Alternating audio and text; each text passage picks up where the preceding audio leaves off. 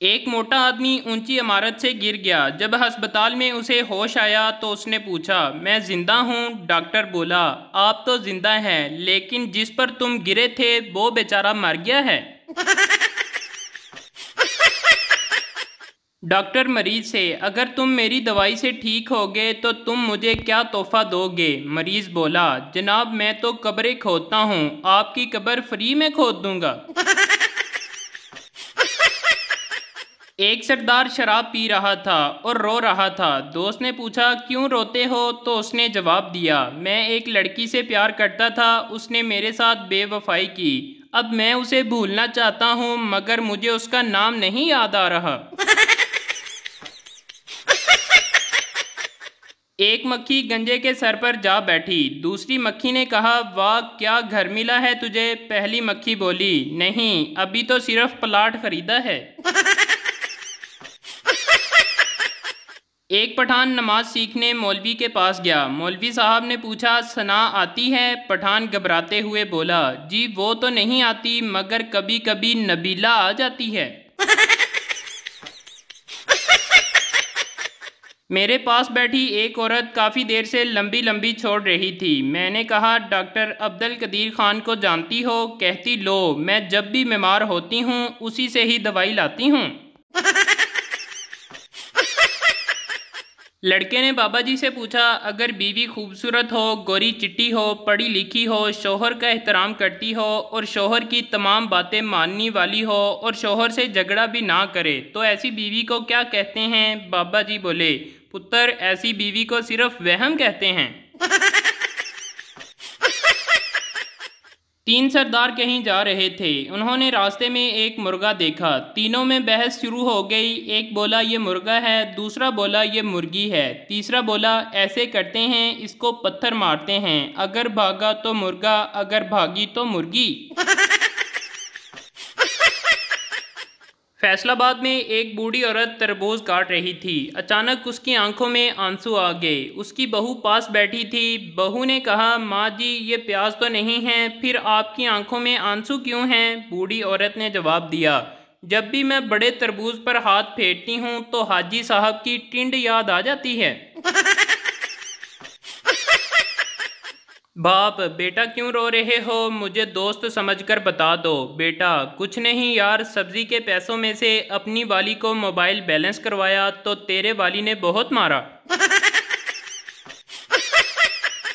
शेख लड़के को शेख लड़की से प्यार हो जाता। लड़की, जब अब्बू सो जाएंगे तो मैं गली में सिक्का फेंकूंगी, तुम आवाज़ सुनकर फ़ौरन अंदर आ जाना। लेकिन लड़का सिक्का फेंकने के 1 घंटे बाद आया। लड़की, इतनी देर क्यों लगा दी? लड़का, वो मैं सिक्का ढूंढ रहा था। लड़की, अरे पागल, वो मैंने धागा बांधकर फेंका था और वापस खींच लिया था।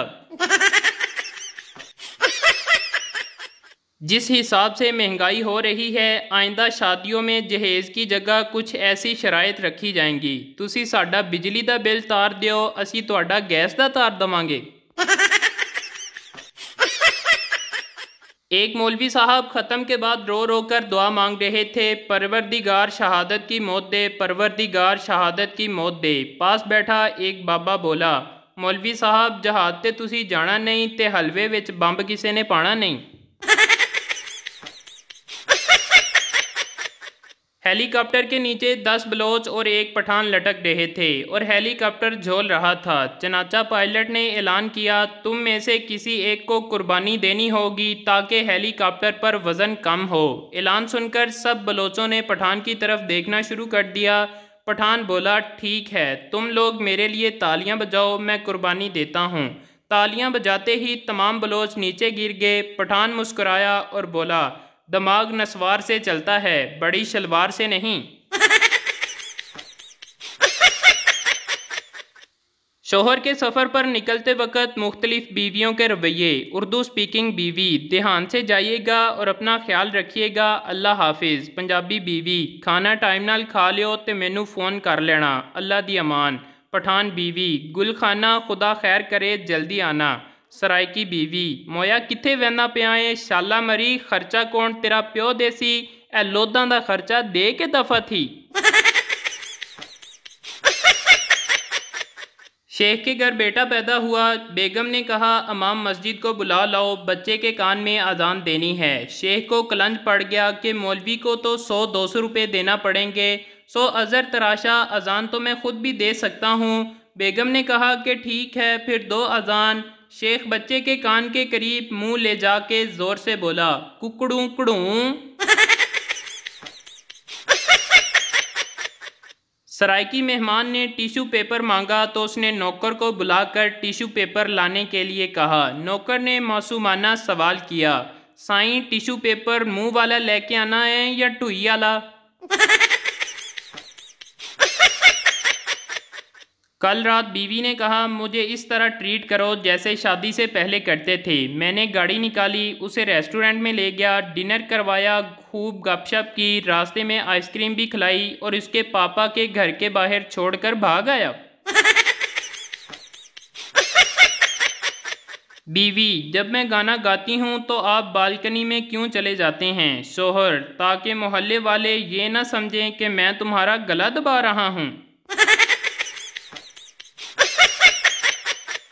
एक आदमी पब्लिक टॉयलेट में बैठा अपनी हाजत पूरी कर रहा था। इसे अचानक साथ वाले टॉयलेट से आवाज़ सुनाई दी, क्या हाल हैं? आदमी घबरा कर बोला, ठीक हूँ। फिर आवाज़ आई, क्या कर रहे हो? आदमी, मैं तो ज़रूरी काम से बैठा हुआ हूँ।